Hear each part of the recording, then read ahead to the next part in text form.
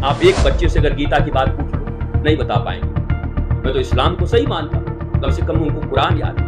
छोटे छोटे बच्चे कुरान की आयतें याद करके रखें। आज अगर गीता को जला दिया जाए तो क्या दोबारा गीता को कोई कहने वाला बचेगा इस पृथ्वी पर? क्योंकि आने वाले समय में तो गीता को पढ़ने वाले कोई नहीं, याद करने वाले कोई। भारत के लिए सब कुछ विश्व गुरु था, सोने की चिड़िया थी, थी।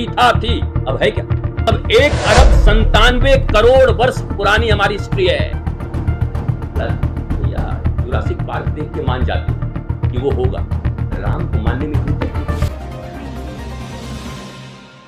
फिर से लिखा गया, लेकिन अब तो वो भी नहीं है। आप एक बच्चे से अगर गीता की बात पूछ लो, नहीं बता पाएंगे। मैं तो इस्लाम को सही मानता हूं, कम से कम उनको कुरान याद है। छोटे छोटे बच्चे कुरान की आयतें याद करके रखें। पर मैं आपसे पूछता हूं, आपके सनातन धर्म में कोई बच्चा क्या गीता पढ़ना अनिवार्य है? आज अगर गीता को जला दिया जाए तो क्या दोबारा गीता को कोई कहने वाला बचेगा इस पृथ्वी पर? क्योंकि आने वाले समय में तो गीता को पढ़ने वाले कोई नहीं, याद करने वाले कोई नहीं। पहले श्रुत होता था, सुन के शिष्य याद रखते थे। अगर जला भी दिया गया तो हमारे हृदय में होता था, फिर हम उसे लिख लेते थे। कहीं ना कहीं भारतवर्ष के ग्रंथों को विलीन करके, नष्ट करके, भारतवर्ष की समृद्धि को मिटा करके, भारत को दरिद्र बना करके, भारत को याचक बना करके, भारत के लिए सब कुछ विश्व गुरु था, सोने की चिड़िया थी, थी। अब है क्या? सब था, पास्ट टेंस। प्रेजेंट क्या है आपका? बोला प्रेजेंट तो कुछ दिन पहले सोना गिरवी रखी आए थे 90-91 में। प्रेजेंट तो इतना हमारा अच्छा था। प्रेजेंट क्या है? था से कुछ नहीं होता, था से सीख सकते हैं। और वो इसलिए था कि हम अपने शास्त्र, हम अपने गुरु परंपरा और गुरुकुल परंपरा के ऊपर चलते थे।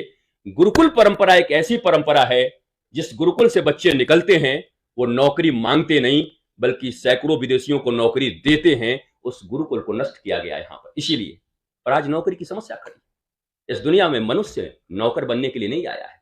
नौकरी शब्द ही कितना खतरनाक है, जरा देखो। नौकरी चाहिए, नौकर बनने के लिए इतना परेशान क्यों हो? परमात्मा के अंश हो, ईश्वर अंश, जीव अविनाशी, चेतन अमल सह सुख राशि, मालिक क्यों नहीं बनना चाहते? क्योंकि उस आध्यात्म से हमें मिटा दिया गया। विगत आने वाले 7 दिनों तक हमारे कौन सा जगह है, पैलेस, मुझे याद नहीं।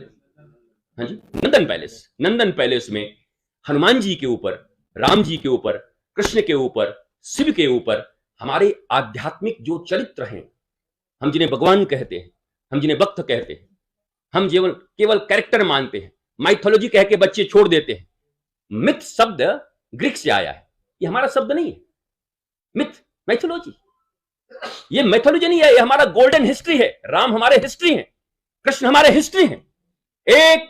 100 करोड़ मतलब 1,97,00,00,000 वर्ष पुरानी हमारी हिस्ट्री है। भैया जुरासिक पार्क देख के मान जाते हो कि वो होगा, राम को मानने में इतनी तकलीफ, कृष्ण को मानने में। डायनासोर था, राम नहीं थे। क्या क्या क्या पढ़ाया जा रहा है? अब जरा सोचो, अगर हम आप नई जगह, आप पत्रकार हैं, लोकतंत्र के चौथे स्तंभ हैं, और आप ही वर्तमान विश्व में सबसे ज्यादा ताकतवर हैं।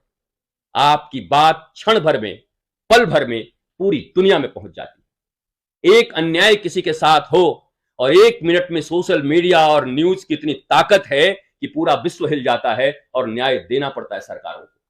अगर सोशल मीडिया, ये पत्रकार जगत, ये लोकतंत्र के चौथे स्तंभ सर्वोच्च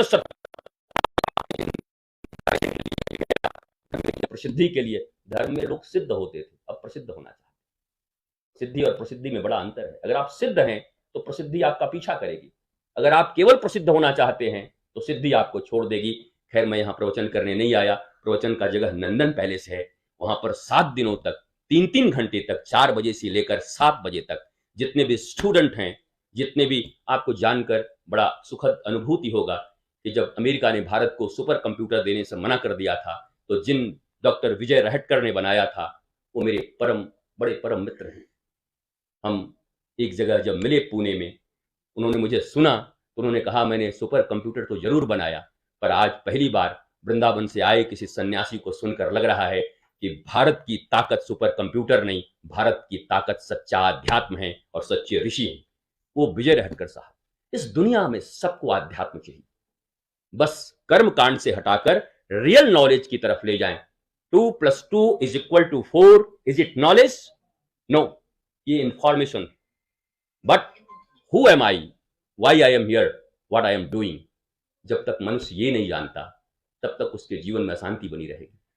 तब तक वो कितना भी कमा ले, सुशांत सिंह की तरह, चाहे तुनिशा भी, चाहे अभी एक और बच्ची टीवी की एक्ट्रेस, ग्लैमरस वर्ल्ड में रहती हैं, पैसे हैं, नाम है, ऐसी कौन सी कमी पड़ गई 19 साल में कि आत्महत्या की जरूरत पड़ गई, जबकि बहुत लोगों को 2 वक्त की रोटी नहीं मिल रही है। इन्हीं सब विषयों पर चर्चा होगा।